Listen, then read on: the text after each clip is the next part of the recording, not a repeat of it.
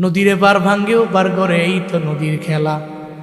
সকাল বেলার ধনী তুই ফকির সন্ধ্যা বেলা। আজ আছে কাল নাই, সম্পদের মালিক আমার রব। আল্লাহ চাইলে আপনার থেকে কেড়ে নিতে পারেন, সাবধান, কিপটামি করা যাবে না। পয়গম্বর সুলাইমান আলাইহিস সালাম দাউদ আলাইহিস সালামের সন্তান। হযরত সুলাইমান নবী দাঁড়িয়ে আছেন, হঠাৎ করে দেখে এক আল্লাহর বান্দি মহিলা হাতের মধ্যে একটা বল নিয়ে রাস্তা দিয়ে হেঁটে বেড়ায়। আল্লাহরে বলতে লাগলো, আল্লাহ তুমি এটা কি করলা, তুমি এটা কি করলা, তুমি এটা কেন করলা? আল্লাহর দরবারে এটা বলে বল নিয়ে দৌড়ায়। সুলাইমান নবী যে এই মহিলা তুমি এটা কেন বললা, এটা কেন বললা, এটা কেন করলা, এটা বল হাতের মধ্যে নিয়ে কেন বলো, আমায় বলো না। ভিখারি কয়া তোমারে চিনি না, তুমি কে? কয়া আমি সুলাইমান, দাউদ নবীর ছেলে, আমার নাম সুলাইমান। আমি আপনাকে জিজ্ঞেস করলাম কেন এটা বলেন, আমায় বলেন না। এটা বলার পর ওই মহিলা কয় আমি ভিখারি, মানুষের দ্বারে দ্বারে ঘুরে ঘুরে ভিক্ষা করে আমি আমার জিন্দেগি চালাই। গত কয়েকদিন ধরে আমি কাজের মধ্যে যাই। আমি গত দিনের বেলা এটা কাজের মধ্যে গেলাম একজনের বাড়ির মধ্যে, সারা দিন লাগাইয়া আমি তার বাড়ির মধ্যে কাজ করলাম। আমি চলে আসবো, উপঢৌকন স্বরূপ, যাজা স্বরূপ, প্রতিদান স্বরূপ আমার এক বল ময়দা আমারে দিয়ে দিছে, আটা দিয়ে দিছে। আমি বাড়ির মধ্যে রওনা, আমার সন্তানদের পেটে খাবার নাই, এটা নিয়ে আমি রওনা। আমি এদের মুখের মধ্যে হাসি ফোটানোর জন্য রওনা হয়ে গেলাম। নদীর পাড় দিয়ে হাঁটতেছি, হঠাৎ করে একটা বাতাস কোত্থেকে আসলো। হঠাৎ করে বাতাসের কারণে আমার বল হাতের মধ্যে আছে, কিন্তু বলের মধ্যে ময়দা যা ছিল, আটা যা ছিল, উইরা চলে গেছে। এই জন্য আল্লাহর দরবারে বলি, ও আমার রব তুমি এটা কি করলা, এটা কি করলা? আমি তো গরিব, আমার বল আমার হাতের মধ্যে আছে, কিন্তু বলের মধ্যে কোনো আটা নাই। এই জন্য রবের দরবারে বলতে লাগলাম। সুলাইমান নবী কয় তুমি যদি এই ঝামেলা থেকে বাঁচতে চাও, দৌড়ে চলে যাও। আমার বাবা তো সিংহাসনের মধ্যে বসে আছে, দাউদ নবী। আমার বাবার দরবারে যাও, যেখানে প্রবলেম ওখানে তো সলভ আছে, সমাধান করে দিবে আমার আব্বাই। দাউদ নবীর দরবারে চলে গেলেন। যে কয়ে দাউদ পয়গম্বর, সুলাইমান আমারে বলল আপনার দরবারে আসার জন্য আসলাম। কি হয়েছে তোমার? হাতের মধ্যে বলটা দেখেন, এই বল ভরা আটা ছিল, বাতাসের কারণে আমার সব আটা নিয়ে গেল। এবার দাউদ নবী কয় আমার কি, আমি কি করবো? আমি তোমার বলের মধ্যে আটা নাই, গেছে গাড়ি, আমি কি করবো? কথা তো ঠিক, বলে আটা ছিল, বাতাস নিয়ে গেছে, কারণ বাতাস আমি ধরবো নাকি? বাতাস কি আমার কথা মানে? এরপরে ওই মহিলা কয় আমি বড় গরিব, বড় অসহায়, কি করব আমি? আমার সন্তানদের পেটের মধ্যে খাবার নাই, এই কারণে আমি আপনার দরবারে আসলাম। আমি জানি দুনিয়ারা যারা নাকি ফিরে দেয় না, সুলাইমান আমারে পাঠাইছে, কয় আমার বাবায় সলভ করে দিবে, সমস্যা নেই।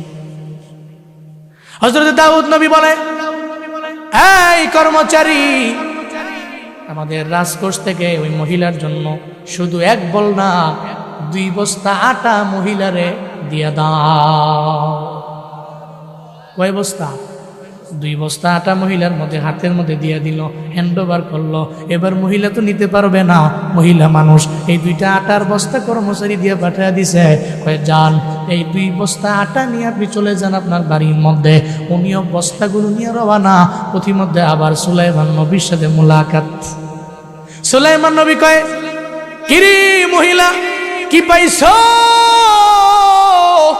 আমার বাবায় তোমারে কে দিছে রে, কি পাইছো? আপনার বাবার দরবারে গেলাম, আপনার বাবায় তো আমারে দিয়ে দিছে, 1 বল দেয় নাই, 2 বল দেয় নাই, বরং 2 বস্তা আটা আমারে দিয়ে দিছে। তোমার তো মনে হয় চেহারাটা হাস্যোজ্জ্বল হয়ে গেছে, এতক্ষণ মলিন ছিল, এখন তো তুমি অনেক খুশি হয়ে গেছো। দাঁড়াও, আমার বাবাই তো মনে হয় ইনসাফ করতে পারে নাই, ইনসাফ হয় নাই আমার বাবার। চলো আমার সঙ্গে, আমি তোমার সঙ্গে করে লয়ে আমার বাবার দরবারে নিয়ে যাব। মনে হয় ইনসাফ হয় না, এটা বিচার না, বাতাস উড়ে নিয়ে গেছে, এর সমাধান তো 2 বস্তা আটা দিলেই হয়ে যায় না। আমার কাছে তো মনে হয় অন্য কিছু হতে পারে। সুবহানাল্লাহ, জোরে কয় না। বিচারটা হয় নাই, চলো না বাবার দরবারে নিয়ে যাই। সুলাইমান নবী এমন নবী ছিল, দাউদ নবীর অন্যান্য আরো ছেলে ছিলেন, কিন্তু আল্লাহ সুলাইমান নবীরে কেন নবুয়ত দিয়ে দিলেন? আবার দাউদ নবীর পরে এই ছেলেই কেন নবী হওয়া লাগবে? সুলাইমান নবী কেন নবী হইলেন? একটা কথা বলি, উনি এত পরিমাণে দামি লোক ছিল, আবার ওনার ব্রেন এত পরিমাণে ধারালো, উনি বুঝতে না আখিরাতের লাইনটা এত পরিমাণে বেশি। একদিন দাউদ নবী আল্লাহকে বললেন, আল্লাহ আমি আমার সন্তানরে আমার মৃত্যুর পরে কারে সিংহাসনের মধ্যে বসাবো? আল্লাহ তুমি কারে নবুয়ত দিয়ে দিবা আমার জানা নাই। আল্লাহ কয় আপনার সন্তানগুলোরে আপনি সামনে আনেন, সন্তানগুলোর সামনেই না প্রশ্ন করেন, যার জবাবটা ঠিক হয়ে যাবে। আপনার নবুয়তের পরে আমি নবুয়ত তার গলার মধ্যে নবুয়তের মালা পরে দিব, চিল্লায়া পড়া যাবে কি মারহাবা। দাউদ নবী ডাকলেন, সব ছেলেরা হাজির। এবার দাউদ নবী বলতে লাগলেন, হাই আমার সন্তানেরা, আমি প্রশ্ন করব, আমার জবাব দিয়া দাও। প্রশ্ন হইল, নাম্বার 1 প্রশ্ন, তোমাদের থেকে সবচেয়ে দূরের কোন জিনিসটা আমারে বলো না? তোমাদের থেকে অনেক পরিমাণে দূরে, কাছে না, অনেক পরিমাণে দূরে।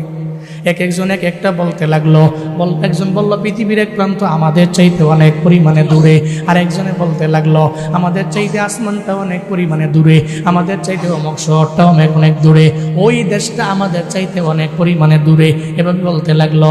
একটা পর্যায়ে দাউদ নবী কয়, এই আমার সন্তান সুলাইমান, তুমি বলো না অনেক দূরে কোনটা, কোন জিনিসটা অনেক পরিমাণে দূরে, আমায় বলো না। সুলাইমান নবী কয়, ও আমার বাবা, আমার ভাইয়েরা, এরা তো একটা একটা করে বললো, এখন আমি আপনারে বলি শুনেন গো আমার বাবা, আমাদের থেকে অনেক পরিমাণে দূরে হলো এই যে বাড়ির পাশে যে কবর, এই কবর অনেক পরিমাণে দূরে। কারণ জমিনের যেই প্রান্তে আমি যাই, ওই জায়গার মধ্য থেকে ফিরে আসার সম্ভাবনা আছে, ওই জায়গার কবর নেওয়া যায়। আপনার দেশ থেকে লন্ডনে থাকে, আমেরিকায় থাকে, তো লোকের অভাব নাই, প্রত্যেকের ঘরে ঘরেই তো আছে। আপনি একটু ফোন দিলে তো খবর নিতে পারেন, সময় লাগে না। ফেসবুকের মেসেঞ্জার আছে, হোয়াটসঅ্যাপ আছে, ইমো আছে, বিভিন্ন মাধ্যমে আপনি যোগাযোগ করতে পারেন, সময় লাগে না। 5 সেকেন্ড 10 সেকেন্ডের রিঙ্গিং হয়, এরপরে উনি ফোন ধরে ফেলে, সালাম দেন, কুশল বিনিময় করতে পারেন রে বাবা। এই শতকের মুসলমানেরা, বড় কাপনের মুসলমান, এই ময়দানে অনেকে আছে মা নাই, বাবা নাই। আপনার বাবারে যে বিদায় দিয়ে আইলেন, 10-12 বছর হয়ে গেল, বাবায় নাই। আপনার কবরের মধ্যে বাবায় শোয়া, কয়েকদিন আপনি বাবার কবরের পাশে গিয়া কবর নিতে পারলেন? কয়েকদিন আপনার জনম দুঃখিনী মা, যেই মা আপনার গর্বের মধ্যে নিয়ে নিল, যেই মা আপনারে জমিনের মধ্যে আসার পর 2টা বছর আপনারে দুগ্ধ পান করাইলো, আপনি কয়বারের জন্য গিয়া কবরের পাশে গিয়া খবর নিতে পারলেন? আপনার বাড়ির পাশে, ঘরের পাশে গুরুস্থান, আপনার বাবার কবরের কি হালাত জানা নাই? আপনার মায়ের কবরের হালাত আপনার জানা নাই রে বাবা। আপনার বাবাই তো আপনার জন্য এত শ্রম দিয়েছে, আপনার বাবাই কত ঈদের দিন এমন গেছে রে, আপনার বাবাই আপনার জন্য পাঞ্জাবি কিনা দিছে বাজারের মধ্যে যায়া, কিন্তু নিজের জন্য বাবা এত কিনে নাই। এমন অনেক কাহিনী তো বাবা আপনার সঙ্গে হয়েছে। আপনার বাবা ঈদের ময়দানে গেছে, একটা সেরা টুপি লয়ে ময়দানে হাজির, আর আপনার একটা দামি টুপি কিনা দিয়া ঈদের ময়দানে গেল। একটু বাবারে জিজ্ঞেস করেন, বাবা আপনার জন্য কেন কিনেন না? একটা বারের জন্য বাবা কয় না আমি আমার জন্য কিনবো, তবে সারা জীবন লাগায় কিনবো বলে না, বলে আমি যা পড়ছি তো পড়ছি, এখন সন্তানটারে আমি একটু পড়াই। আপনার আদরের বাবা আজকে কবরে শায়িত, আপনার মা কবরে, যেই মা আপনার গর্বে নিয়েছেন, আজকে ওই মায়ের কোনো খবর নাই, বাবার কোনো খবর নাই, কবরের মধ্যে আছেন। আপনার মা বাবার কোনো খবর নাই রে বাপ, আপনি মায়েরও পান না, বাবারও পান না। ওই খবরটা তো দূরে, এত দূরে চলে গেল আমেরিকা, এরপরেও খবর নেওয়া যায় 10 সেকেন্ডে। এত দূরে চলে গেল লন্ডন, ওই জায়গার মধ্যেও খবর নেওয়া যায়। এত দূরে চলে গেল গ্রিস, ওই জায়গায় খবর নেওয়া যায়, কিন্তু খবর তো এত পরিমাণে দূরে খবর নেওয়া যায় না। সুলাইমান নবীর জবাব শুনে দাউদ নবী অবাক হয়ে গেল। এরপরে বলতে লাগলো, সন্তান এবার তোমরা সবাই মিলে আমারে বলো না তোমাদের সবচেয়ে কাছের কোনটা, এই ব্যাপারে আমারে বলো না। একটা সন্তান বলতে লাগলো, আমাদের সবচেয়ে কাছের হলো আমাদের চোখ। কি? আমাদের চোখ। এরপরে বলতে লাগলো আমাদের নাক, এরপরে বলতে লাগলো আমাদের ঠোঁট, এরপরে বলতে লাগলো আমার মাথা। এক একজন এক একটা বলল। সুলাইমান নবীরে কয় পোলারে তুমি এবার বলো না। সুলাইমান নবী কয় বাবা, জমিনের মধ্যে সবচেয়ে দূরে হলো কবর, আর আমাদের সবচেয়ে কাছের হলো আমার মরণ। আমার অনেক কাছে আমার নাক না, আমার অনেক কাছে আমার হাত না, আমার অনেক কাছে আমার মরণ। কোন সময় আসবে আমার জানা নাই, কোথায় আমি মরব আমি জানি না। আমার ডাক্তার জানে না, আমার মা জানে না, আমার বাবা জানে না, আমার কেউ জানে না। এই যুবকেরা যেই পরিমাণে বাইক নিয়ে দৌড়ায়, হঠাৎ করে দেখবা তুমি নাই। কত তো এমন কাহিনী হয়। আমার ঢাকা চট্টগ্রাম হাইওয়ের মধ্যে গত 2 দিন ধরে বড় অ্যাক্সিডেন্ট। অনলাইন যারা দেখেন হয়তো দেখতে পারেন, হয়তো ওই জায়গার মধ্যে বাসের মধ্যে আগুন লাগছে টানা প্রায় 3-4 ঘন্টা হয়ে গেছে, আগুন নিভাইতেই পারে না, আগুন লাগছে। জায়গার মধ্যে 4 জন স্পট ডেড। ওরা তো জানে না আমার মরণটাই জায়গার মধ্যে হবে, কোন জায়গায় মরণ হবে আমার জানা নাই রে বাবা। এখান থেকে বয়ান শেষ করে আমি কুমিল্লা যেতে পারবো গ্যারান্টি নাই, হতেও পারে আমি নাই। সবাই সঙ্গে লাশ হয়ে গেছে জুনায়েদ আল হাবিব। এর মানে মরণের বিন্দু মাত্র পরিমাণ কোনো গ্যারান্টি নাই। কোন সময় হবে আমিও জানি না, কোন জায়গায় মরবো আমার জানা নাই, জানে একমাত্র আমার। আরো জোরে চিল্লায়া বলেন আল্লাহ। কে জানে, কে জানে? আপনি জানেন? আপনি তো জানেন না। লিকুল্লি উম্মাতিন আজাল, প্রত্যেকটা মানুষের জন্য নির্ধারিত টাইম আছে, আপনি মরে যাবেন, তবে এনি টাইম মরতে পারেন। আমার মরণ আসিবে কখন কেউ তো জানে না। কোন না, আমার মরণ আসিবে কখন কেউ তো জানে না। আমার মরণ আসিবে কখন কেউ তো জানে। আমি চলে গেলে আমায় তোমরা ভুইলা যাইও না। আমি মরে গেলে আমায় তোমরা ভুইলা যাইও না। ডাইনে বামে মাটি আমার মাটির বিছানা, ডাইনে বামে মাটি আমার মাটির বিছানা। এই দুনিয়ায় চিরজীবন থাকার জায়গা না, অন্ধকার কবর যে আমার আসল ঠিকানা। এই দুনিয়ায় চিরজীবন থাকার জায়গা না, অন্ধকার কবর যে আমার আসল ঠিকানা। সবাই রেখে আমায় চলে যাবে, সঙ্গী হবে না। সবাই রেখে আমায় চলে যাবে, সঙ্গী হবে না। ডাইনে বামে মাটি আমার মাটির বিছানা, ডাইনে বামে মাটি আমার। আমি চলে গেলে আমায় তোমরা ভুইলা যাইও না। আমি মরে গেলে আমায় তোমরা ভুইলা যাইও না। ডাইনে বামে মাটি আমার মাটির বিছানা, ডাইনে বামে মাটি আমার মাটির বিছানা। আমার মরণ আসিবে কখন কেউ তো জানে না। মহিলারে নিয়ে বাবার দরবারে রওনা। এই পয়গম্বর, আমার বাবা। এই মহিলার তো বল থেকে বাতাসে উড়ে নিয়ে গেছে ময়দা। আপনি 2 বস্তা দিয়ে দিলেন, এটাই তো সমাধান না। বাতাসে কেন জিজ্ঞেস করেন নেই? কেন বাতাস মহিলার বল থেকে আটা উড়ে নিয়ে গেল? দাউদ নবী কই এটা তো আমি জানি না, বলতে পারবো না, কারণ বাতাস আমার কথা মানে না। চিল্লে বলেন না, বাতাস কথা মানে কার? হযরত দাউদ নবী বলতে লাগলেন, আল্লাহ গো, আমি তো জানি না বাতাস কেন নিয়ে গেছে, বল থেকে কেন ময়দা নিয়ে গেছে আমার জানা নাই। বাতাস তো তোমার কথা মানে, হয়তো তুমি বলছো, তুমি তো বলতে পারো বাতাসেরে, তুমি ধমক দিতে পারো বাতাসেরে, আমার তো দেওয়ার মতো কোনো ক্ষমতা নাই। বাতাসে বলো না কেন বাতাসে বল থেকে ময়দা উড়ে নিয়ে গেল। আল্লাহ সঙ্গে সঙ্গে দাউদ নবীরে জানায় দেয়, ও পয়গম্বর, এটা তো এখানে বিশাল এক কাহিনী আছে। আল্লাহ কয়, ও দাউদ পয়গম্বর, আমি কেন বাতাসের মাধ্যমে ওই মহিলার বল থেকে কেন আমি ময়দা উড়ে নিয়ে গেলাম। মহিলা তারও ছিল নদীর পারে, নদীর পার দিয়ে হাইটা যায়, আর ওই নদীর মধ্যে ছিল একটা লঞ্চ। একটা বড় স্টিমার, একটা বড় জাহাজ, একটা জাহাজের মধ্যে তো লোকের কোনো অভাব নাই। ওই জাহাজের নিচ দিয়ে একটা ছিদ্র হয়ে গেল, জাহাজটা ডুবে যাবে এমন একটা হালাত হয়ে গেছে। ওই জাহাজের মধ্যে যতগুলা মানুষ সব আল্লাহরে ডাকতে লাগলো, আল্লাহকে আল্লাহ বইলা ডাইকা আল্লাহরে কহে, মালিক আমার তো বিপদের মধ্যে তুমি ছাড়া সাহায্যকারী কেউ নাই। আল্লাহ আমাদের জানা আছে as-সাদকাতু তারাদ্দুল বালা, সদকা করলে তুমি নাকি বালা দূর করে দাও, মুসিবত দূর করে দাও, তুমি নাকি ঝামেলা মিটাইয়া দাও।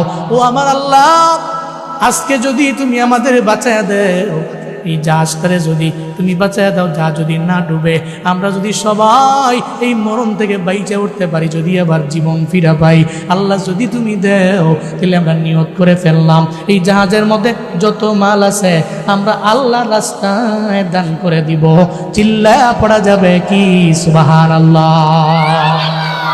আল্লাহ কয়, নবী দাউদ জাহাজের থেকে ওই লোকেরা আমার দরবারে এভাবে বলল, আমি আল্লাহ ফিরিয়ে দিতে পারি নাই। আমি আল্লাহর তো ওয়াদা, বান্দা ডাকলে আমি আল্লাহ ফিরিয়ে দেই না। জাহাজের সব লোকেরা বলার কারণে আমি সঙ্গে সঙ্গে বললাম, এই বাতাস তুমি একটা টান দাও। এই নদীর পার দিয়ে মহিলা যায়, ওই মহিলার হাতের মধ্যে একটা বল আছে, আর এই বলের মধ্যে আটা আছে। বাতাস তুমি তোমার বাতাসের পাওয়ারে মহিলার বল থেকে আটাগুলা লইয়া পানি দিয়ে সুন্দর করে মিশাইয়া ওই জাহাজের ছিদ্রটারে তুমি বন্ধ করে দাও। চিল্লা বলেন খেলা কা, ছিদ্র বন্ধ হয়ে গেছে। এবার ওই জাহাজের লোকেরা এরা যখন নদীর পারে আইসা ভিড়ল, আল্লাহর কাছে কয়, শুকরুলিল্লাহ, আলহামদুলিল্লাহ, আল্লাহ ছিদ্রটারে বন্ধ করে দিয়েছো, এবার আমাদের ওয়াদা পূরণ করার পালা। এই জাহাজের মধ্যে যত মাল আছে আমরা দিয়ে দিব।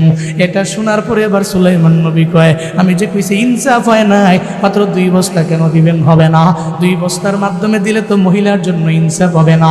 ও বাবা, একটু পরে যত মাল আছে সব মাল আপনার দরবারে আসবে আল্লাহ রাস্তায় দান করে দেওয়ার জন্য। এই মাল পাওয়ার যোগ্য অন্য কেউ না, ওই ভিখারি মহিলা। যেই ভিখারি মহিলা বল নিয়ে দৌড়াইল, তার হাতের মধ্যে আটা ছিল, বাতাসের মাধ্যমে আল্লাহ নিয়ে গেছে। তবে আল্লাহ তো আবার দিয়ে দিতে পারে, আল্লাহ তো দেওয়ার মালিক, এই জন্য অসুবিধা নাই। মহিলারে দাঁড় করান, একটু পরে জামাল আসবে, সব মহিলারে দিয়া বাড়ির মধ্যে পাঠাইবেন। চিল্লায়া পড়া যাবে কি সুবহানাল্লাহ। কাদের কুদরতুদারি বরকামাল, আনতা রব্বি আনতা হাসবি যুল জালাল, তুহি কাদির জলিলুল্লাহ জাহাদার বহর হালে, তুহি মেরা নেগাহদার। এই মাহফিলগুলোতে সভাপতিদের নাম থাকে মাদ্রাসার মুহাদ্দিস, কোন এক মসজিদের ইমাম, খতিব, কোন একজন মুবাল্লিগ, কোন একজন দাঈ ইলাল্লাহ, এমন ব্যক্তিদের নাম থাকে। এটা সুন্দর। এই মাহফিলের সাথে, এই মাহফিলগুলোর সাথে, এই মজমুআগুলোর সাথে এটা যায়, এটা মুনাসিব মতো হয়। আল্লাহ আমার দেশের প্রত্যেকটা জেলায় এমন করে এই সিস্টেমে আসার তৌফিক দান করেন, যাতে সবাই আসে, আল্লাহ সেই ব্যবস্থা করে দেন। সকলে পড়েন আমিন। বহু জায়গায় তো যাই, ডানে বামে বসে থাকে এমন ব্যক্তি, আমাদের নামের উপরে এমন ব্যক্তির নাম, যে ব্যক্তি বিসমিল্লাহ কয় 40টা ভুল করবে, এমন ভাবে কইছে, কি কইছে নিজেও জানে না, সালাম দেয় ভুল করে। আবার হুজুরদের ডান বাম থেকে অনেক সময় কাউন্টারও মারায়। এটা আমরা দেখি, এর নজির প্রমাণ অনলাইনে বহু আছে। আজকে এই মাহফিলের সম্মানিত 4 জন সভাপতিকে আল্লাহ পাক নেক হায়াত দান করেন। সকলে পড়েন আমিন।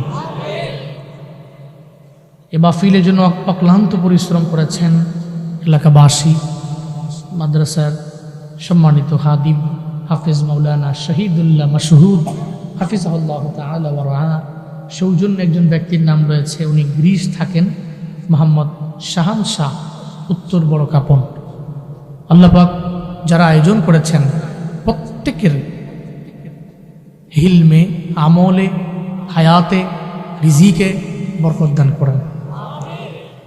এই গভীর রাত, সবাই তো ঘুমে বিভোর, যারা বাড়ি আছে, কিন্তু আপনারা কিছু দিনই আলোচনা শোনার লক্ষ্যে এই ময়দানে এই রাতে বসে আছেন।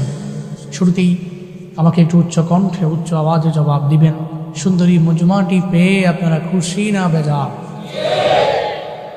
খুশি হলে তো মানুষ হাসি দেয়, কারো চেহারায় কোনো হাসি নাই। ঘুমাইছে নাকি? ঠান্ডাও তো নাই। গত 2 দিন আগে যে ঠান্ডা ছিল, পার্সেন্টেজ হিসাব করলে তো আজকে ঠান্ডা নাই বললেই চলে, ঠিক কিনা? সেই কুয়াশা ছিল, আল্লাহর মেহেরবানি ঠান্ডা কেটে গেছে মনে হয়। গত 2 দিন ধরে তো ঠান্ডাই নেই, রোডে কুয়াশা নাই। তো কিছু দিনই আলোচনা আপনারা শুনবেন, আবার খুশিও হয়েছেন। আচ্ছা বলেন তো, তৌফিক কে দিয়েছেন? আল্লাহ ছাড়া এই পৃথিবীতে সেকেন্ড কে আছে যে আমাদের তৌফিক দিতে পারে? আছে?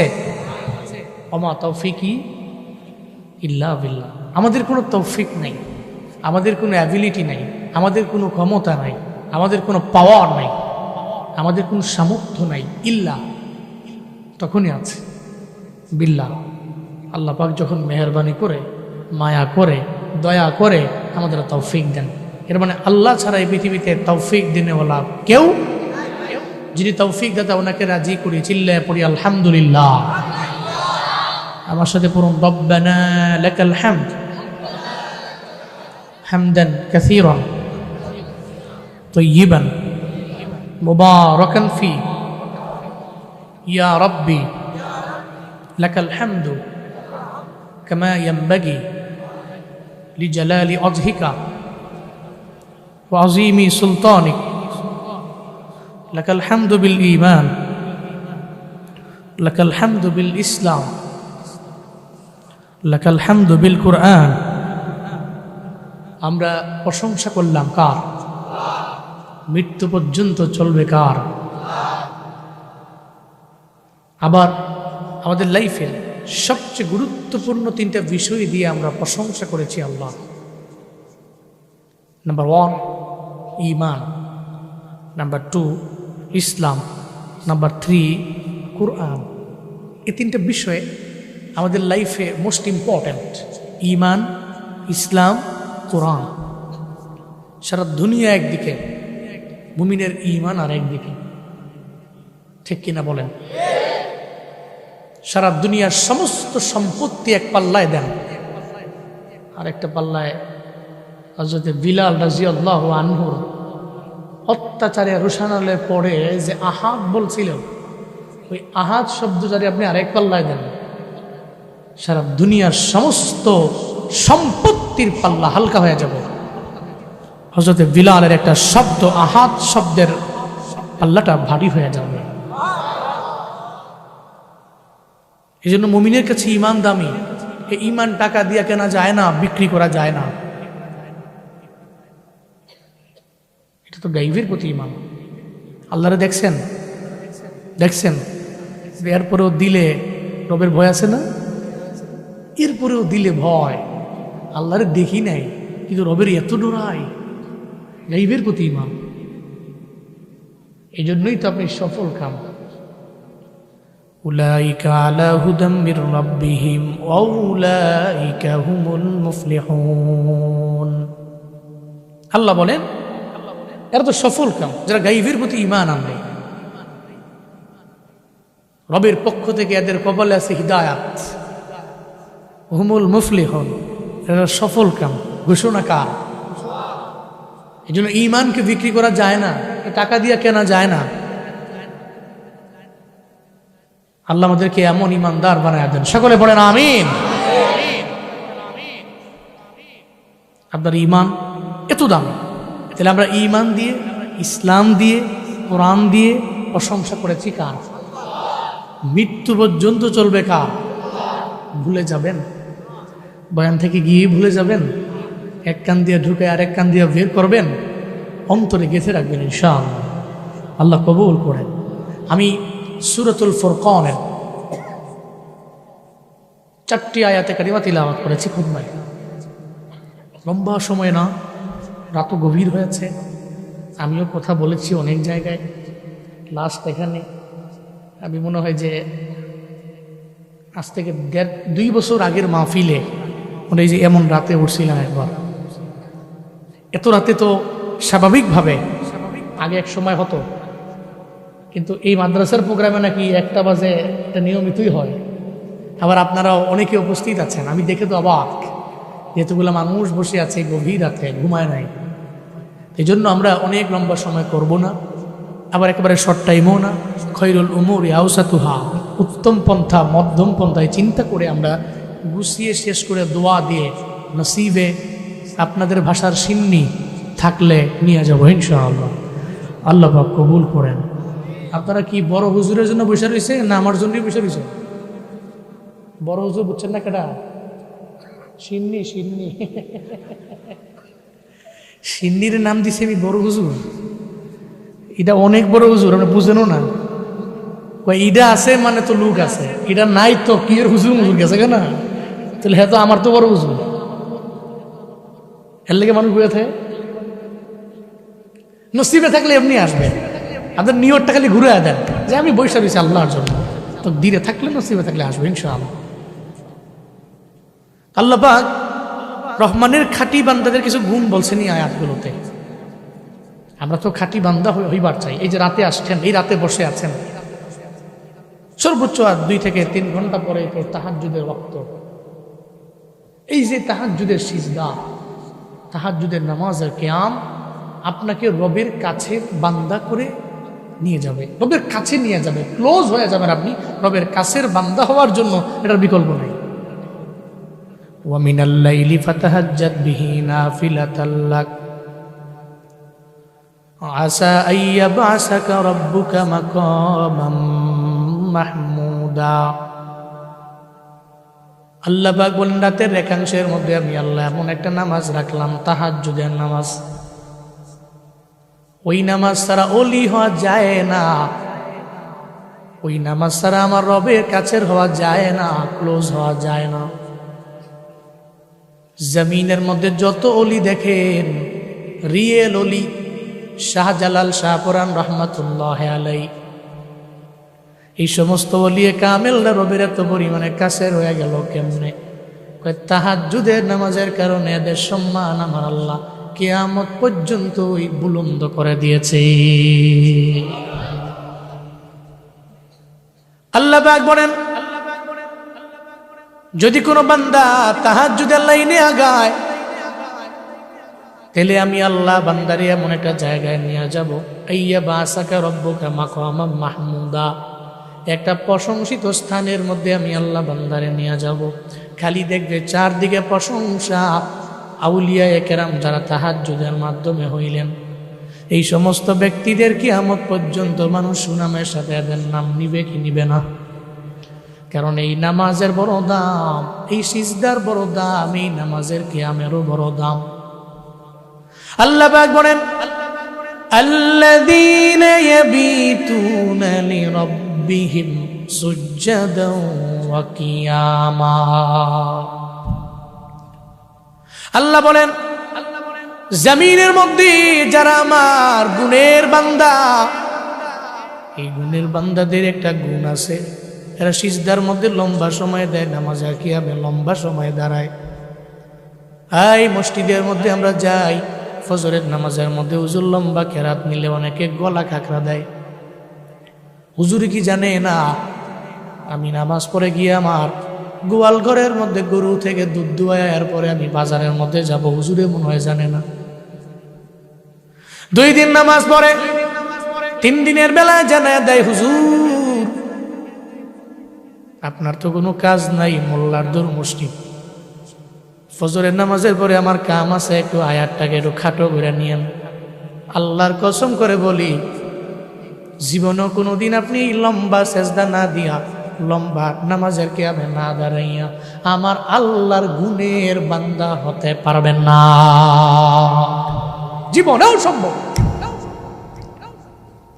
চায়ের দোকানে গেলে তো তাড়াহুড়া নাই, কিরে চায়ের দোকানদার যত দেরি করবার করো, আমার এই চা দাও, আমি আড্ডা দিই। চায়ের দোকানে চাওয়ালাও মনে মনে চিন্তা ভাবনা করে আমি আস্তে আস্তে দিব, বসে থাকেন দিব। উনিও কয়ে টিভিটা লাগাও, 80 সালের 90 সালের ছবি লাগিয়ে দাও, সিনেমা লাগিয়ে দাও। আগে তো জুয়ানকালে দেখতাম, এখন নতুন নতুন লাগাই দাও। মুরব্বী বেচারায় টিভিও দেখে আবার চায় টান মারে, ঘন্টার পর ঘন্টা যায়, একটা বারের জন্য চিন্তাও করে না এই জায়গায় বসে থাকলে তো আমার সুবহানাল্লাহর আমল হয় না, আলহামদুলিল্লাহর আমল হয় না, আল্লাহু আকবারের আমল হয় না। বরং চায়ের দোকানে যতক্ষণ থাকবেন ততক্ষণ কারো না কারো গীবত হবে, ততক্ষণ কারো না কারো দুশ্চর্চা হবে, কারো গুম নিয়ে ওখানে কথা বলা হয় না। কিন্তু চায়ের দোকানে আড্ডা দিলে সময় আছে, মসজিদের মধ্যে গেলে সময় নাই। এরকম মুসল্লি আছে না? না, ধৈর্য শক্তি নাই, হারায় ফেলে। অথচ সাহাবায়ে কেরামের জীবন কেমন? সাহাবী বাড়ির মধ্যে নাই, আরেক সাহাবী দরওয়াজার সামনে গিয়া দাঁড়াইয়া কয়, সাহাবী বাড়ি আসেনি? কয় নাই। ঘর থেকে আওয়াজ, তুই গেছে? কয় বাজারের মধ্যে গেছে। কোন সময় আসবে? কয় বাজারের মধ্যে গেলে আপনার ভাই জীবনেও কোনোদিন দেরি করে না, চলে আসবে, দাঁড়ান। এরপরে আবার আরেকদিন গেছে, কয় সাহাবী কই? কয় বাড়ির মধ্যে নাই। কয় গেছে কই? কয় মসজিদে। কয় কোন সময় আসবে? কয় জানি না। সুবহানাল্লাহ, ইয়ে না। বাজারের মধ্যে গেছে, কোন সময় আসবে? কয় একটু দাঁড়ান, চলে আসবে। মসজিদের মধ্যে গেছে, কয় কোন সময় আসবে? কয় জানি না। কিন্তু আমগো ভাই যখন বাড়ির মধ্যে থাকে না, আর এক বন্ধু যদি ভাইয়ের খুঁজার জন্য যায়, বন্ধু যে কয়, ভাবি ভাই বাড়ির মধ্যে আসেনি? ভাবি কয় নাই। কয় কই গেছে? কয় মসজিদের মধ্যে গেছে। কোন সময় আসবে? দাঁড়ান, সর্বোচ্চ 5 মিনিট সময় দেন। আমগো হাতে মসজিদের মধ্যে গেলে মনে হয় কে যেন পিছন দিয়ে আগুন লাগাই দিছে। 5 মিনিট দাঁড়ান, দেখবেন একটু পরে হাজির। এরপরে আবার যা কয় কই? কয় চায়ের দোকানে। কোন সময় আসবে? কয় জানা নাই। কারণ গেলে তো যায়, বউয়ের কথাও মনে নাই, ছেলের কথাও মনে নাই, মেয়ের কথাও মনে নাই। ঘন্টার পর ঘন্টা চলে যায়, আড্ডা দিয়া বাড়ির মধ্যে আসে না। সাহাবায়ে কেরাম সিজদায় সময় কাটায়, আর বাঙালি পাবলিক চায়ের দোকানে আড্ডা দিয়া সময় কাটায়। আবার কয় আমি গুণের বান্দা কেন হই না? আল্লাহ কি এত ডাকার মতো ডেকেছি? আল্লাহ কেন আমার ডাকে সাড়া দেয় না? কেন দিবে? কেমনে দিবেন? আপনি তো গুণের বান্দা হতে পারেন নাই রে বাবা। গুণের বান্দা হওয়ার জন্য আল্লাহ কয়, আল্লাযীনা ইয়াবিতুনা লিরাব্বিহিম সুজদান ওয়া কিয়ামা। আপনি গুণের বান্দা হওয়ার জন্য লাগবে সিজদা, গুণের বান্দা হওয়ার জন্য লাগবে নামাজের কিয়াম। এটা বাড়ায়া দেন, আপনি বাড়ায়া দিবেন নামাজ, বাড়ায়া দিবেন নামাজের কিয়াম, আপনি বাড়ায়া দিবেন সিজদা। এর বাড়ায়া দিলেই তো রবের কাছের বান্দা হওয়া যায়। তাহাজ্জুদের মাত্রা বাড়াবেন, আপনি রবের ক্লোজ হয়ে যেতে পারবেন। ইশরাকের মাত্রা বাড়ায়া দিবেন, রবের কাছের হয়ে যাবেন। আপনি আউয়াবিনের মাত্রা বাড়াবেন, আপনি রবের কাছের হয়ে যাবেন। এক কথায় সিজদার নামাজের কিয়ামে দাঁড়ানো ছাড়া আমার আল্লাহর কাছের হওয়া যায় না, যায় না। সিজদার নামাজের কিয়াম ছাড়া রবের কাছে হওয়া যায় না। আর যদি আপনি দিতে পারেন তো আপনি সফল। আল্লাহ পাক বলছেন, قد أفلح المؤمنون الذين هم في صلاتهم خاشعون। চিল্লা পড়েন আল্লাহু আকবার। আল্লাহ পাক বলছেন যারা মুমিন অলরেডি এরা সফল কাম হয়ে গেছে। আল্লাহ পাক বললেন, মাজির সিগা আনলেন, মুজারেন না। মাজির সিগা মানে অলরেডি হয়ে গেল, অতীত। মুমিনেরা অলরেডি সফল কাম হয়ে গেল, কারণ যে ঈমান আনলো সে তো সফল কাম। আবার মুমিনের গুণের ব্যাপারে আল্লাহ বললেন, আল্লাযীনা হুম ফি সালাতিহিম খাশিউন। যে নামাজের ব্যাপারে আগাইয়া, ফজরের নামাজ না পড়লে সারাদিন ওর মনটা ভালো লাগে না, যোহর না পড়লে ও চিন্তা করে আমার রিজিকের মধ্যে আমি বরকত পাবো না, আসর না পড়লে মাথায় নষ্ট হয়ে যায়, আবার মাগরিবের নামাজেও দৌড়ায়, এশা না পড়লে ঘুম হয় না, আছে না নাই? আমার আম্মা আমারে কয়, মানুষ কেমনে আসার নামাজ না পইরা ঘুমায়? আমি আসার নামাজ আদায় না করলে একটু মাঝে মাঝে আমরা বাড়িতে গেলে আড্ডা দিই, আড্ডা দিতে দিতে সময় চলে যায়। এরপরে আম্মায় কয়, হঠাৎ করে তো এমন হয় আমি তো বয়স হয়ে গেছে, ভুলে গেছি, শুয়ে পড়ছি, দেখি যে কেন যেন আমার ঘুম হয় না।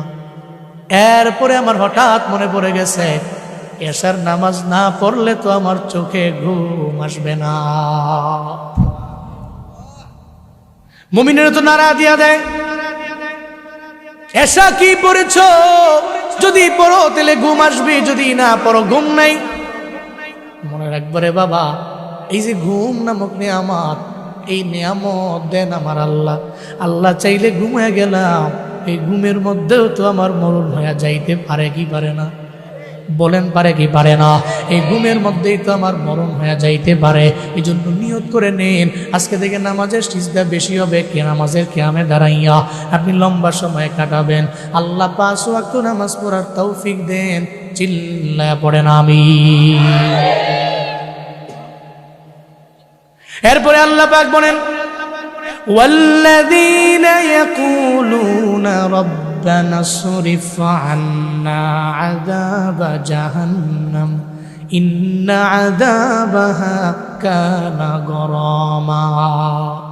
আল্লাহ পাক বলছেন, আমার যারা গুনাহের বান্দা, এরা মুনাজাত ধরে রবের দরবারে আবদার জানায়। আল্লাহ ইয়াকুলুনা, তারা বলে, রব্বানা, হে আমাদের রব, ইসরিফ আন্না, তুমি আমাদের থেকে দূরে সরাইয়া দাও, আযাবা জাহান্নাম, জাহান্নামের আযাব দূরে সরাইয়া দাও।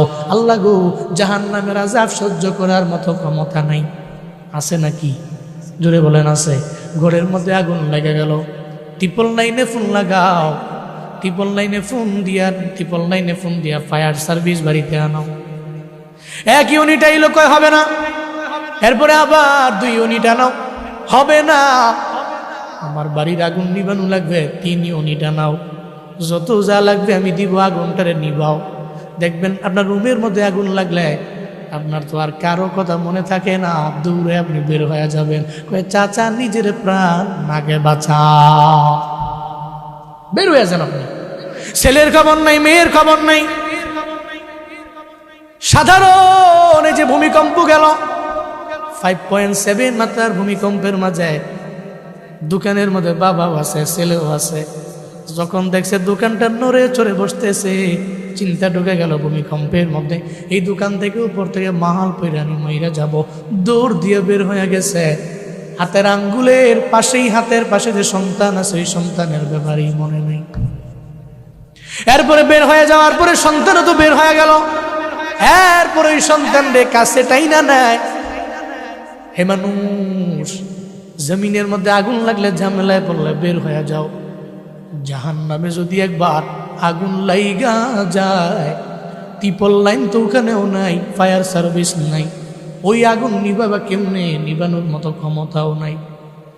এই জন্য আল্লাহর দরবারে বলো, আল্লাহ, আমি যা অন্যায় করলাম, আমি জাহান্নামের আগুনের মধ্যে পড়লে আমি পুড়তে পারবো না, আমি দুনিয়ার আগুন সহ্য করতে পারি না। আল্লাহ গো, তুমি আমার জাহান্নামের আযাব থেকে, তুমি আমার দেহ থেকে আযাবটারে তুমি দূরে সরাইয়া দাও। আমি তো গুনাহ করতে করতে করতে করতে, আমি অন্যায় করতে করতে এমন একটা পর্যায়ে আমি চইলা গেলাম, জাহান্নাম তো মনে হয় আমার জন্য কনফার্ম হয়ে গেছে। আমি হাতে তাকাইলে গুনাহ, আমি পায়ে তাকাইলে গুনাহ, আমার চোখে তাকাইলে গুনাহ, আমার নাকে তাকাইলে গুনাহ, আমার বডিতে তাকাইলে গুনাহ। একটা পর্যায়ে এমন হয়ে যায়, গভীর বান্দা রবের দরবারে কান্দে আর বলে, আল্লাহ, ও দয়ার মালিক, তুমি আমার জাহান্নামের আযাব থেকে বাঁচাও। আল্লাহুম্মা হাসিবনি হিসাবান ইয়াসীরা। আমি এত অন্যায় করলাম, হিসাব দিয়া জান্নাতের মধ্যে যাওয়া পসিবল হবে না, আমার পুরো বডিতেই গুনার গুনার গুনাহ। আল্লাহ কয়, আমার যারা গুণের বান্দা, এরা মুনাজাত ধরে রবের দরবারে আবদার জানাবে, আর আল্লাহর দরবারে বলবে, আল্লাহ, রব্বানা সরিফ আন্না আযাবা জাহান্নাম ইন্না আযাবাহা কানা গরামা। আবার এরা বলবে, আমার সঙ্গেও বলেন, রব্বানা আতিনা ফিদ দুনিয়া হাসানাতাও ওয়া ফিল আখিরাতি হাসানা ওয়া কিনা আযাবান নার। আল্লাহকে জানায়া দিবি, আল্লাহ গো, আমার তো দুনিয়াও লাগবে, দুনিয়াতে তুমি আমারে কল্যাণ দাও, ওয়াফিল আখিরাতি হাসানা, আবার আখিরাতেও কল্যাণ দাও, ওয়াকিনা আযাবান নার, তুমি আমারে জাহান্নামের আযাব থেকে বাঁচাও। আল্লাহ কয় বান্দাটা শুধু দুনিয়া চায় নাই, আখিরাতও চাইলো রবের দরবারে, আবার জাহান্নামের চিন্তাও দিলের মধ্যে আছে। ও বান্দা যা যা, আমি আল্লাহ তোরে দুনিয়াও দিলাম, আবার আখিরাতে আমি আল্লাহ তোরে জাহান্নাম থেকে ফিরাইয়া তোরে জান্নাতের মেহমান বানানোর দায়িত্ব আমি আল্লাহর, আমি আল্লাহ তোরে ঢুকায়া দিব। চিল্লা পড়া যাবে কি সুবহানাল্লাহ। আতিনা ফি দারে দুনিয়া না হাসান, আতিনা ফি দারে উকবা না হাসান, ইয়া গিয়াসাল মুস্তাগীসি নাহদিনা লফদিকার বিল উলুমে ওয়াল গিনা, হর গোরি দে নেको तू तैयार है, जो न मंगे उस्त तू बेजार है। এক নম্বরে সিজদা নামাজে দাঁড়ায় যাবে, আর 2 নাম্বার গুণের বান্দা নাজাত ধরে রবের দরবারে জাহান্নামের আযাব থেকে রবের দরবারে মুক্তি চাইবে। এরপরে 3 নম্বরে আল্লাহ পাক রব্বুল আলামিন বলেন, ওয়াল্লাযীনা ইযা আনফাকু লাম ইউসরিফু ওয়া লাম ইয়াকতুরু ওয়া কানা বাইনা যালিকা কাওয়ামা। চিল্লা পড়েন আল্লাহু আকবার। আল্লাহ পাক বলেন, যারা আমার গুণের বান্দা, এদের গুণ এমন হয়ে যাবে, এদের সিফাত এমন হবে, যখন এরা ব্যয় করবে না করবে অপচয়, আবার না করবে এরা কিপটামি, না করবে অপচয়, না করবে কিপটামি, এরা দুইটার মাঝামাঝি রাখবে। এদের জন্য মসজিদের জন্য চাইলে এরা ফিরায় না, মাদ্রাসার জন্য চাইলে এরা ফিরায় না। এরা ভিখারি যদি এদের দুয়ারের সামনে যায় দমক দিয়ে তারা দেয় না। বহুত ভিখারি এমন আছে, আপনি বাস দিয়ে রওনা হয়ে গেলেন, সুনামগঞ্জ থেকে যাবেন ঢাকায়, আপনি ঢাকার কাছাকাছি যাওয়ার পরে একটা স্ট্যান্ড থেকে একটা ভিখারি আপনার বাসের মধ্যে উঠলো, আপনার বাসের মধ্যে উইটা আপনার ধারে ধারে ঘুরলো, আবার একটা কাগজও দিয়ে দিল, আল্লাহ কারীম আমি বড় গরিব, বড় অসহায়, আমারে ফিরাইয়া দিও না। তোমাদের আল্লাহ গরিব বানায় নাই, আমার আল্লাহ গরিব বানাইল। তোমাদের আল্লাহ ভিখারি বানায় নাই, আমারে ভিখারি বানাইল, আমারে ফিরাইয়া দিও না। এই দুনিয়া ফিরাইয়া দেওয়া যাবে না। আম্মা সাইলা ফালা তানহার, আল্লাহ তো নিষেধ করছেন, সায়েল যদি তোমার দরবারে চায় তুমি ফিরাইয়া দিও না। একটা ভিখারি যদি দুয়ারের সামনে আইসা কয়, আল্লাহ কারীম আমারে ফিরাইয়া দিও না, তোমার যা আছে তুমি তোমার তৌফিক তহবিল থেকে আমারে দিয়ে দাও, আল্লাহর দেওয়া রিজিক থেকে তুমি আমারে দাও। মনে রাখবে বাবা, কোনো ভিখারি দেখলে তো ধমক দেওয়া অনেক বান্দাদের অভ্যাস, মনে করে সব ভিখারি বোয়া। তুমি ভিখারির ধমক দাও, তবে ভিখারিদের মাঝে কিছু রিয়েল ভিখারি আছে যারা এত পরিমাণে অসহায়, তোমার জন্য রবের দরবারে আল্লাহ বইলা ডাক দিয়ে একটা দোয়া যদি করে দেয়, আল্লাহর কসম করে বইলা যায়, এই ভিখারির দুয়ার বদৌলতে আল্লাহ তোমার আমার সময় ফিরাইয়া দিতে পারে কি পারে না। এজন্য ধমক দেওয়া যাবে না। দুয়ারা বাজারের মুসলমান, সাধকের মুসলমান, আমায় বলো রিজিক দেওয়ার মালিককে? আরো জোরে বলেন কি? আল্লাহ রিজিক দিলেন, আবার আমার মাওলা কেড়ে নিতে পারেন কি পারেন না? মনে রাখবেন, আল্লাহর দেওয়া সম্পত্তি থেকে আপনি কিপটামি করবেন না, বকিলামি করবেন না।